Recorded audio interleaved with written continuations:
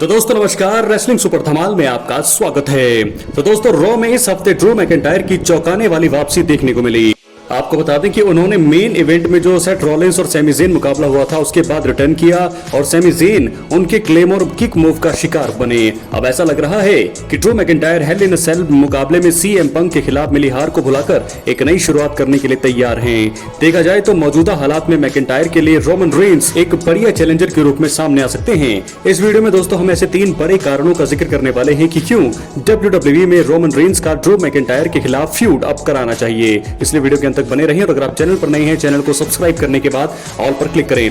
बात करेंगे सबसे पहले कारण का, क्योंकि रोमन रेंस और ड्रू मैकिंटायर दोनों के कैरेक्टर को WWE में इस फ्यूड से फायदा हो सकता है। दोस्तों बता दें कि रोमन रेंस WWE में अभी मौजूदा समय में बहुत ही बड़े बेबी फेस सुपरस्टार बन चुके हैं। वहीं ड्रू मैकिंटायर भी खुद को टॉप हील स्टार के रूप में स्थापित कर चुके हैं। यही कारण है कि अगर ये दोनों भिड़ते हैं तो WWE में नया रोमांच आ जाएगा और बेहतरीन स्टोरी लाइन देखने को मिलेगी। देखा जाए तो रोमन रेंस और ड्रू मैकिंटायर ताकतवर होने के साथ साथ बेहतरीन परफॉर्मर भी हैं। अगर इन दोनों सुपरस्टार्स का फ्यूड होता है तो ये दोनों एक दूसरे से सबसे ज्यादा अच्छा प्रदर्शन कर सकते हैं। इससे ड्रू मैकिंटायर और रोमन रेंस दोनों के कैरेक्टर को जबरदस्त फायदा रहेगा। बात करेंगे दूसरे कारण का। रोमन रेंस को दोस्तों WWE में ब्लड लाइन की कहानी से हटकर अब कुछ नया करने की जरूरत है। दोस्तों आपको बता दें कि WWE में रोमन रेंस पिछले कुछ महीनों से नए ब्लड लाइन के खिलाफ फ्यूड करते हुए दिखाई दे रही हैं। इस दौरान रोमन रेंस की असली ब्लड लाइन का रीयूनियन देखने को मिला।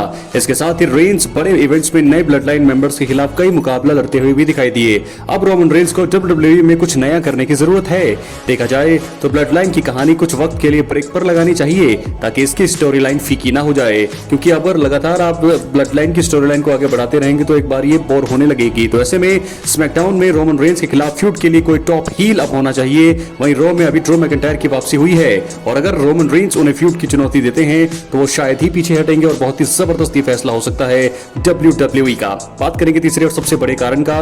दोस्तों आपको बता दें कि जैसे कि हमने आपको बताया कि ड्रू मैकिंटायर ने इस हफ्ते रॉ में सैमी ज़ेन पर अटैक किया। इसके अलावा रेड ब्रांड में बैकस्टेज जे उसो पर भी हमला हुआ, उसमें ड्रू मैकिंटायर का हाथ लग रहा है।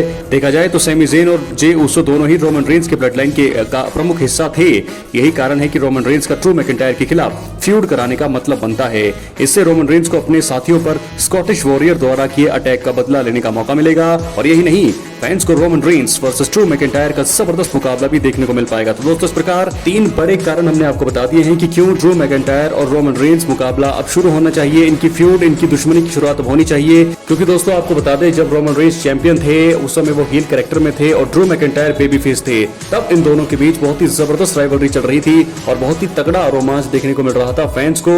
आपको याद होगा क्लैश इन द कैस्टल, बहुत सारे इवेंट यहाँ पर दोनों के बीच राइवलरी बहुत ही जबरदस्त देखने को मिली। और अब हालांकि अब उल्टा है, चैंपियनशिप किसी के पास नहीं है।